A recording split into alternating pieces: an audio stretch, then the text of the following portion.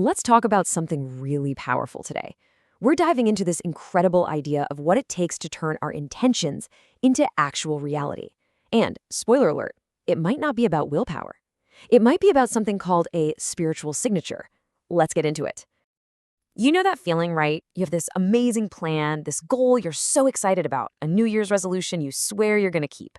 But then, nothing. It just kind of fizzles out. So why is there this huge gap between what we plan to do and what we actually end up doing? So here's our game plan.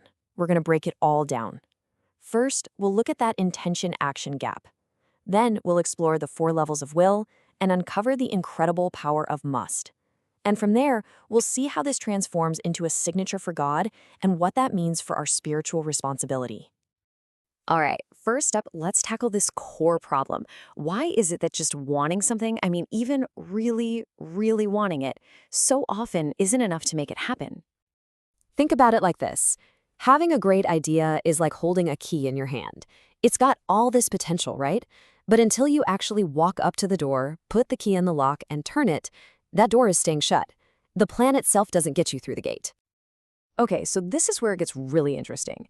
It turns out that not all wants are the same. There's actually a kind of hierarchy to our intentions. Let's break down these 4 different levels of will.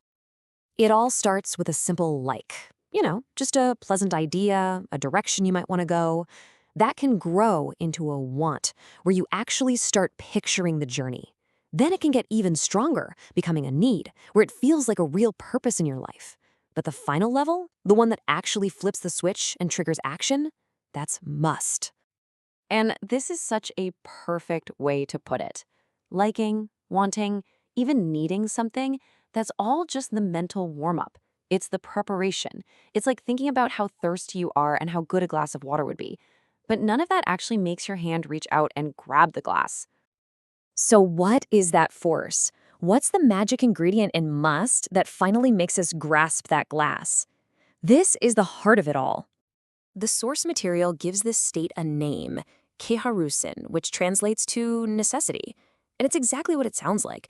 It's that moment when something shifts inside you, and your intention is no longer just a good idea or an option. It becomes non-negotiable. It's an inevitable action that simply has to happen. And just look at the difference here. It's night and day. On one side, you've got mere intention. You're just planning, considering, daydreaming. It's passive. But on the other side, you've got the driving force of must. And that's where you find real action, total surrender, and the unlocking of some serious power. And this quote just hits the nail on the head. Without the surge of necessity, you are merely intending. According to the source, that internal surge is the key. It's what activates sunatola, the ways of God. It's the signal that you are dead serious and ready for help. Now, this brings us to the deepest part of this whole idea. That feeling of must isn't just a psychological trick you play on yourself. Oh no, it is a powerful signal, and it's being sent to a very specific audience. See, this state of absolute necessity goes way beyond just gritting your teeth and trying harder. It becomes a form of spiritual communication. It's like you're putting a definitive signature on the contract of your intention, and that signature says one thing loud and clear. I am absolutely 100% serious about this. And right here, this is the most crucial insight of this entire explainer. This is a signature of seriousness before God. The source material is so explicit about this. It's not some vague universe that's picking up on your good vibes. No, it is God who recognizes this signature of seriousness and provides direct support. And what's amazing is that this signature has 2 sides. On one hand, it's a sign of your total weakness. It's you admitting, I can't do this alone. I completely surrender to God's help. But on the other hand, it's a sign of your total faith, an unbreakable conviction that what you're asking for is so right and so just that it must be done.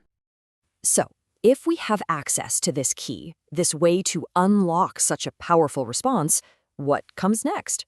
Well, that leads us to our final point. The massive responsibility that comes with it. This ability to generate that deep internal state of must, it's not a life hack. It's a profound spiritual trust. The word for it is a mana. It's a powerful tool, and it has to be handled with incredible care and wisdom. It is definitely not a toy. Because when you sign your intention with that level of seriousness, There are real-world consequences. If your intention is good, God might grant it, or even replace it with something better than you could have imagined. But if that must is rooted in your ego or in harm, it might be allowed to happen anyway, specifically so you can learn from how badly it turns out. And that leaves us with one last big question to think about. Knowing all this, what are you going to choose to make necessary in your life? Will you use this profound signature to fight for what is right and just? Or will you use it to just feed the demands of your own ego? The choice and the signature is all yours.